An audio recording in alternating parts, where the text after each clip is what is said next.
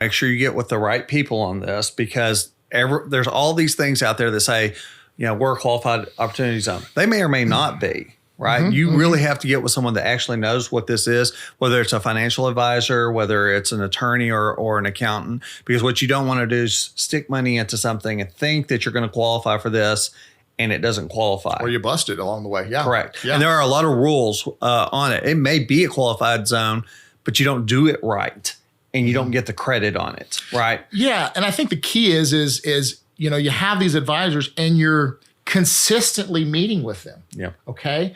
I can't tell you how many times we've advised someone or met with someone. They schedule a 30-minute conversation, then they think they know everything that's associated. Well, sometimes tax law changes. Yeah. Right. Or maybe they misinterpreted. And then you never hear from them for 2 or 3 more years. And they find out when they sell the property, they busted the transaction along the way. Yeah. And I want you guys to realize that this is a iterative process that you need to be meeting with your advisor.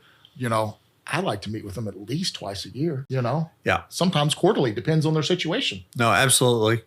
So, to kind of get back into why these are good ideas. So you can put this money into, whether it might be an apartment complex that's being built. It could be a commercial property that's being built.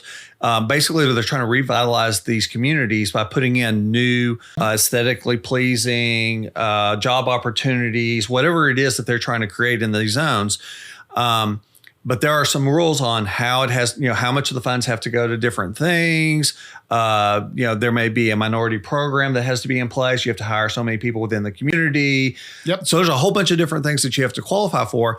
Why are they great though? You're going to realize some capital gains in this, right? Because eventually something's going to sell and you're going to result in a capital gain. There's some deferrals and or exclusions from that capital gain that you can see that could lower your tax burden, as opposed to having invested in a traditional investment property or something like that, right? Yeah. So there are some great benefits to this, but the rules around it are pretty persistent, and you got to make sure that the people that are doing it know what they're doing. Yeah. I mean, one of the things that I like the most is if you hold your investment property for at least 10 years and it's qualified property, it meets all the standards along the way, potentially that appreciation can become completely tax-free. The capital gains is completely tax-free.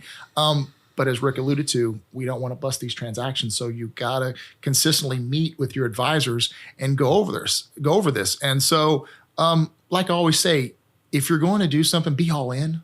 Don't be halfway in, 1 foot in, 1 foot out. That's where you're going to have hiccups. That's where you're going to make mistakes. Okay.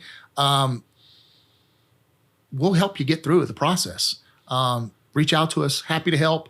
In areas that we aren't experts in, guess what? We will outsource you to those individuals who are. Just understand that that's who Rick and I are at the end of the day. We're going to put you guys in the best situation possible. So that's why we do these podcasts, is to give you guys as much information as possible out there, so y'all can make the proper decisions. But with those proper decisions, don't just take what we say and then run with it. Seek out additional advice and guidance along the way. Okay. So opportunity zones are great.